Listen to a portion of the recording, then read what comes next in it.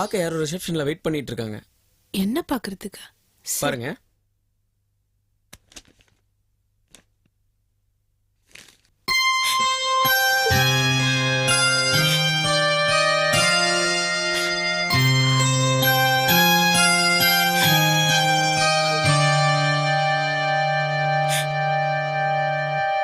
அக்கா,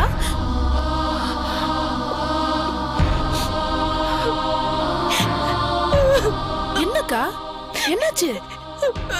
அக்கா ஏன்க்கா அழற? நான் தான் என் தலையில மண்ணு வாரி கொட்டிக்கிட்டேனே, எப்படி நான் அழாம இருக்க முடியும்? நீ ஒரு நிமிஷம் உட்காரு வா. அக்கா இந்த பாரு, எல்லாம் சரியாயிடும்க்கா, நீ கவலைப்படாத. எப்படி சரியாகும்? என் தப்ப நான் உணர்ந்துட்டேன்னு உங்க மாமா கிட்ட மன்னிப்பு கேட்க போனா அவரு என்ன மன்னிக்கவே மாட்டேன்ட்டாரு. என்ன அவர் வெறுத்து ஒதுக்கிடுவாரோன்னு எனக்கு பயமா இருக்காக இல்லையா? மாமாக்கு உன் மேல கோவம் இருக்கிறது உண்மைதான். ஆனா வெறுத்து ஒதுக்கிடுவாருன்னு மட்டும் நீ கற்பனை பண்ணாத. அவர் அப்படிப்பட்ட ஆள் இல்லக்கா. மனோவை அங்க இருந்து என்கிட்ட கூட்டிட்டு வந்துட்டேன். மனோ வந்ததுக்கு அப்புறமாவது அவனை பாக்குறதுக்காவது வருவாருன்னு நினைச்சேன். ஆனா அவர் வரவே இல்லை. ஒரு போன் கூட பண்ணி மனோ கிட்ட அவர் பேசவே இல்லை. மனோ அப்பா அப்பான்னு புலம்புறான். என்னால இப்ப அவனுக்கும் கஷ்டம். நீ அம்மா கிட்ட பேசினியா? அம்மா கூட என்ன பத்தி புரிஞ்சுக்கல. எனக்காக அவர்கிட்ட ஒரு வார்த்தை கூட பேசலன்னு நினைக்கிறேன். அப்பா செத்ததுக்கு நான் மட்டுமே காரணம் நினைச்சிட்டு இருக்காங்க போல் இருக்கு. அப்படியெல்லாம் நீ நினைக்காத. என்கிட்டயும் அம்மா சரியா இப்ப பேசுறது இல்ல. அவங்களால அப்பாவோட பிரிவை தாங்கிக்க முடியல. அதான். நீ என்ன சமாதானப்படுத்தி பேசினாலும் எனக்கு என்னமோ அப்பா செத்ததுக்கு காரணம் நான் தாங்கிற கில்ட்டி எனக்கே இருக்கு. ஏன்க்கா வீணா அதை பத்தி யோசிச்சு மனசை போட்டு குழப்பிட்டு இருக்க? எனக்கு நிம்மதியே இல்லாம போச்சுடி. நான் தூங்கி ரொம்ப நாள் ஆயிடுச்சாக இல்லையா? என்னாலேயே என்ன சமாதானப்படுத்திக்க முடியல. கவலைப்படாதக்கா, உனக்காக நான் மறுபடியும் மாமா கிட்ட பேசுறேன். அவர் என்னைக்குமே உன்னை கைவிட மாட்டாரு. கண்டிப்பா நீங்க 2 பேரும் மறுபடியும் சேர்ந்து வாழ்வீங்க. நீ தைரியமா இருக்கா? உன் நிலைமை எனக்கு புரியுது. இந்த மாதிரி நிலைமையில நான் உன்கிட்ட உதவி கேட்க கூடாதுதான். ஆனா எனக்கு வேற வழி தெரியல. அப்படியெல்லாம் நீ யோசிக்காத. நான் உனக்காக என்ன வேணாலும் பண்ணுவேன். ரொம்ப தேங்க்ஸ் அகல்யா.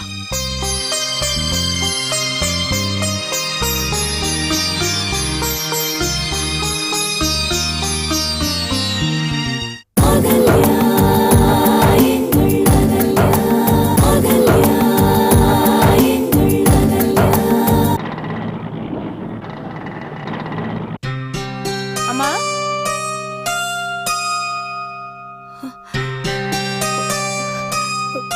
பாமா அகல்யா, என்ன வீட்டை விட்டு? கவலைப்படாதம்மா. நான் நிரபராதின்னு நிரூபிக்கிற வரைக்கும் அந்த வீட்டை விட்டு வெளியே வரமாட்டேன். ஐயோ, நான் பயந்தே போயிட்டேன். அவ வாழ்க்கைதான் அப்படி ஆயிடுச்சுன்னா உன் வாழ்க்கை இப்படி ஆயிடுச்சுன்னு என் மனசு தினம் தினம் தவியா தவிச்சிட்டு இருக்குமா? மா, என்ன பத்தி கவலைப்படாதம்மா. என் வாழ்க்கைய நானே காப்பாத்திப்பேன். ஆனா அக்கா திருந்தணும் தானே மாமா அவளை தள்ளி வச்சாரு. அத உண்மையை உணர்ந்து சேர்ந்து வாழணும்னு ஆசைப்படுறால. ஏன் மாமா ஏத்துக்க மாட்டேங்கிறாரு? ஏத்துக்கலாம் தான். ஆனா அவருதான் அவளை பார்த்தாலே எரிச்சல் ஆயிடுறாரே. அவளால மனோவை பிரிஞ்சு இருக்க முடியாம அவனை கூட்டிட்டு போக இங்க வந்தா. அவ கூட மனோவை அனுப்பவே முடியாதுன்னு மாப்பிள்ள சொல்லிட்டாரு. அவ துடியா துடிச்சத பார்த்து என் மனசு ரொம்ப பதறி போச்சு. நான் தான் மனோவை அவ கூட அனுப்பிடுங்க மாப்பிள்ளன்னு சொன்னேன். அதுக்கப்புறம் தான் அனுப்பினாரு. பாவமா அக்கா, இனி வேணா அவளை தள்ளி வைக்கிறது நல்லா இல்லம்மா. வாகல்யா, எப்படி இருக்க? வீட்டுல எல்லாம் நல்லா இருக்காங்களா? கதிர் எப்படி இருக்காரு? நல்லா இருக்காரு மாமா. நானும் அத்தை வந்துட்டு போனதுக்கு அப்புறம் வீட்டுல எதுவும் பிரச்சனை இல்ல? இல்ல மாமா, நான் உண்டு என் வேலை உண்டுன்னு இருக்கிறதுனால எதையுமே கண்டுக்கிறது இல்ல. அதுவும் இல்லாம நான் இப்ப வீட்லயே இருக்கிறது இல்ல. என்னது, வீட்டுல இருக்கிறது இல்லையா? வீட்ல இருந்தா சும்மா சும்மா ஏதாவது பிரச்சனை வரும். அதான் வேலைக்கு போலான்னு முடிவு பண்ணி என் ஃப்ரெண்டு சித்தார்த் இருக்காருல்ல, அவர்கிட்ட தான் வேலை பார்த்துட்டு இருக்கேன். இதுக்கு உங்க வீட்டுல எப்படி ஒத்துக்கிட்டாங்க? நான் யார்கிட்டயும் பெர்மிஷன் கேட்கல மாமா. எனக்கு வேலைக்கு போகணும்னு தோணுச்சு, நான் போனேன். அதுவும் இல்லாம வீட்லயே முடங்கி கிடக்குறது என் மனசுக்கு என்னவோ மாதிரி இருந்துச்சு. இப்பதான் எனக்கு நம்பிக்கையும் வாழ்க்கையில ஒரு பிடிப்பும் வந்திருக்கு. சந்தோஷமா, நீ நல்லா இருக்கணும். உன் சந்தோஷம்தான் எங்களை நிம்மதியா வச்சிருக்கோம். மாமா, என்ன பத்தின கவலையை விடுங்க. வாழ்க்கை எனக்கு நிறைய பாடம் கத்து கொடுத்துருச்சு. எல்லாத்தையும் சமாளிக்க கத்துக்கிட்டேன். என்னால எதையுமே தைரியமா சமாளிச்சு வாழ தெரியும். ஆனா நீங்க ஏன் மாமா இன்னும் இப்படி தனியா இருந்து உங்க வாழ்க்கையை கெடுத்துட்டு இருக்கீங்க? எனக்கு இந்த வாழ்க்கை பிடிச்சிருக்குமா? நான் ரொம்ப சந்தோஷமா தான் இருக்கேன். எனக்கு இது போதுமா? மாமா, நான் சின்ன பொண்ணு, அட்வைஸ் பண்றேன்னு நினைக்க வேண்டாம். அக்கா பாவம் மாமா, அவளை மன்னிச்சு ஏத்துக்குங்களேன்.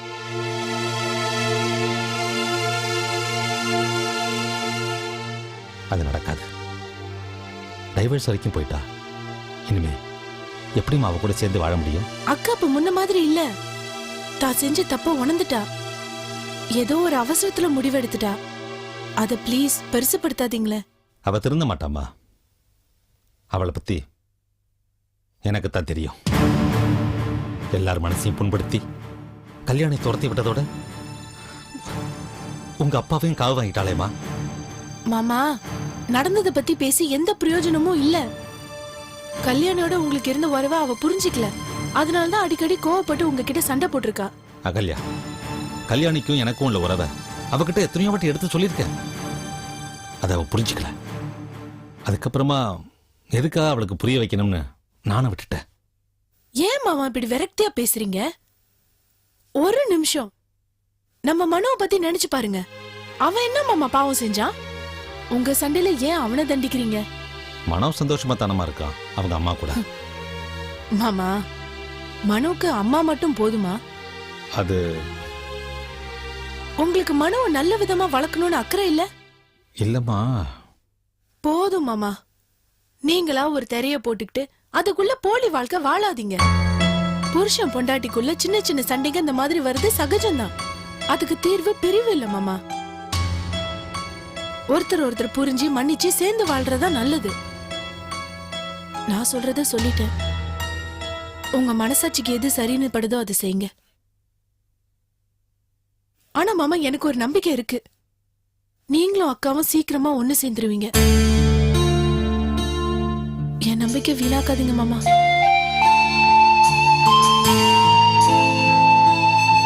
நான் வரேன் மாமா, வரேன்.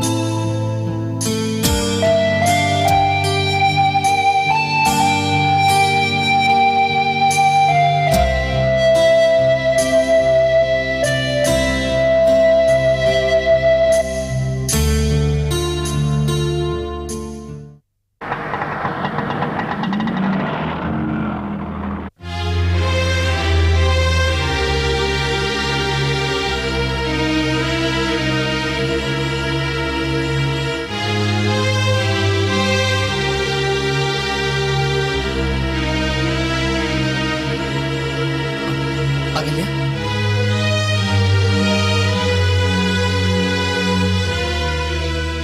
எப்படி இருக்கு சிவா? இந்த கேள்விக்கு நான் என்ன பதில் சொல்லணும் உனக்கு தெரியாதா?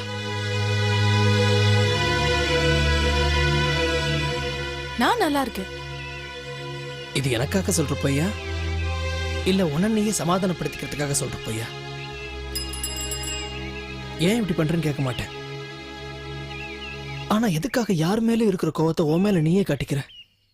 வாழ்க்கை மேல விரக்தி வந்துட்டா அவங்க வார்த்தைங்க கடினமாயிடும்னு கேள்விப்பட்டிருக்கேன். அது இப்பதான் உண்மைன்னு தெரிஞ்சுக்கிட்டேன். என்ன கிண்டல் பண்றியா? சரி, எனக்கு வாழ்க்கையில விரக்தி வந்துச்சுன்னு வச்சுக்கோ. நான் கேட்ட கேள்விக்கு பதில் சொல்லு. அதான் உன் கேள்வியில பதிலும் இருக்க. யார் மேலயும் கோவம்னு சொன்னியே, யார் மேல அந்த கோவம்னு உனக்கு தெரியாது?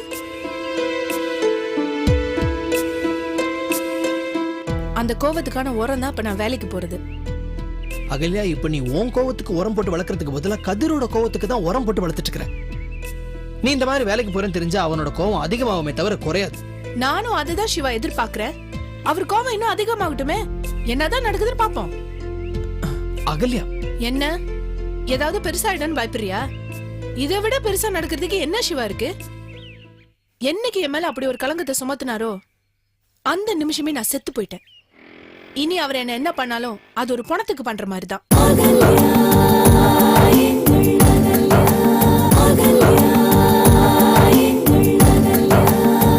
உன் வாழ்க்கை இப்படி ஒரு வேண்டா சிவா, உன்கிட்ட மறுபடியும் இதை சொல்ல வைக்காத. ஒன்னால எதுவுமே நடக்கல. நீ எனக்கு நல்லது நடக்கணும்னு ஆசைப்பட்ட, ஆனா அது இப்படி ஆயி போச்சு. அதுக்காக ஒன்னாலதான் என் வாழ்க்கை இப்படி ஆயிடுச்சுன்னு தயவு செஞ்சு நீ நினைக்க வேண்டாம். ஒரே ஒரு விஷயம் தான் சிவா எனக்கு வருத்தமா இருக்கு. இந்த ஒரு வருஷத்துக்குள்ள சந்தோஷத்தோட உச்சக்கட்டத்துக்கும் சோகத்தோட உச்சக்கட்டத்துக்கும் நான் போயிட்டு வந்துட்டேன். இந்த ரெண்டோட எக்ஸ்ட்ரீமும் நல்லா புரிஞ்சு போச்சு. அதனால அமைதியா தெளிவா வாழ்க்கைய பார்க்க முடியுது.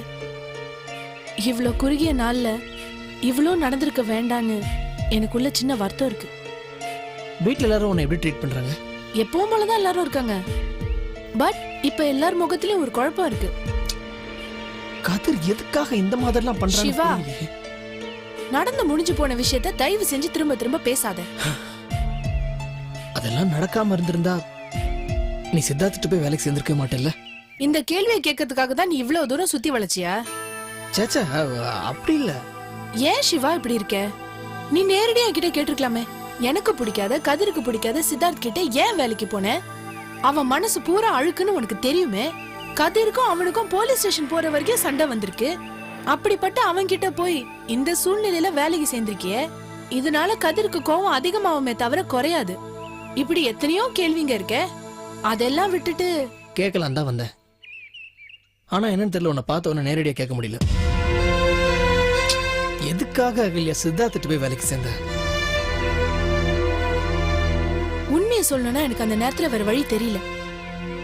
உங்க அண்ணன் எனக்கு பச்சை தண்ணி கூட கொடுக்க கூடாதுன்னு வீட்டுல சொல்லிட்டு போயிட்டாரு.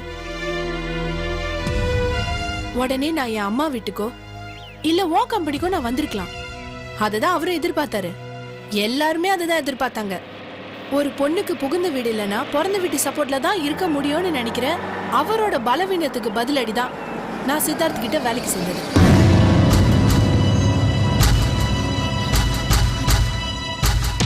இவர என்ன பண்றேன்னு பாருங்க. ஏய் ரம்யா, வேண்டாம். ரோடு 4 பேர் பார்த்தா நமக்கு தான் அசிங்கம். வீட்டுக்கு வந்ததுக்கு அப்புறம் பேசிக்கலாம்.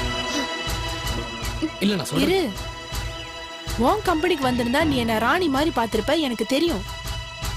ஆனா ரம்யாவை நினைச்சு பாரு.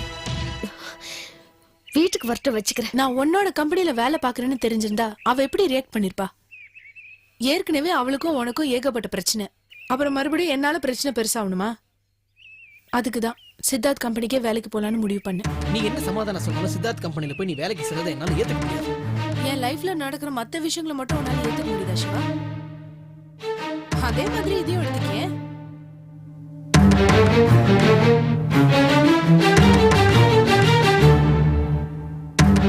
எனக்குள்ள ஒரு கணக்கு இருக்கு சிவா. இனிமே நான் அதுபடிதான் நடந்துக்க போறேன். என் மேல சுமத்துற கலங்கத்தை போக்குற வரைக்கும் நான் என் பிளான் என்னன்னு யார்கிட்டயும் சொல்ல போறதில்லை. என்ன பத்தி நீ கவலைப்படாத சிவா. ஓகே, டைம் ஆயிடுச்சு, நான் கிளம்புறேன்.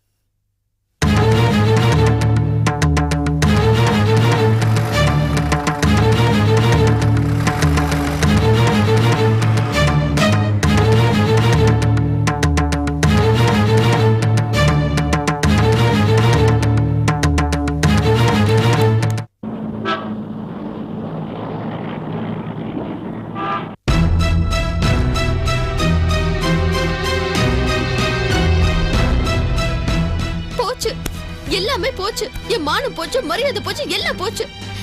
என் நிம்மதி போச்சு. தொலை எழுத்து என்ன பண்ணி தொலைக்கிறதோ. இந்த ஆளை கல்யாணம் பண்ணிக்கிட்டதுல இருந்து தூக்கமும் போச்சு.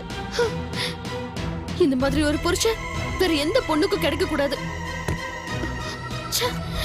அந்த மாதிரி இருக்கிறதுக்கு வாழறதுக்கு பதிலா செத்தே போயிடலாம். அவெல்லாம் ஒரு ஏன் டென்ஷன் ஆகுற? முதல்ல சில்லுன்னு இந்த தண்ணியை குடி. இந்த மனுஷன் சிவா இருக்காரே, இந்த அகல்யா பின்னாடி சுத்துறது பார்த்தாலே எனக்கு எரிச்சலா வருது. எத்தனை தடவை சொன்னாலும் புத்தியில ஏறவே மாட்டேங்குது. சரி சரி, இந்த தண்ணிய குடி.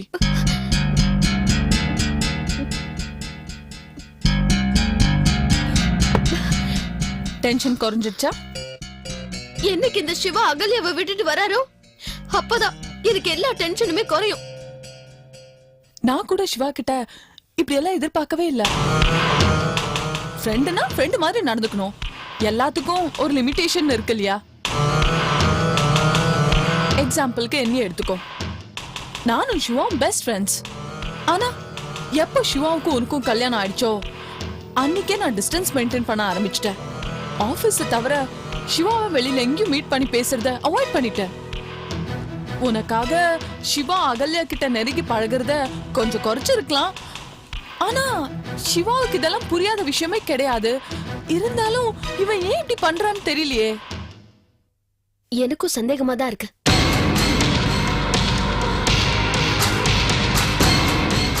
ஃப்ரெண்டா ஃப்ரெண்டு, இதெல்லாம் தாண்டி வேற என்னமோ இருக்கு. ரம்யா, என்ன சொல்ற நீ?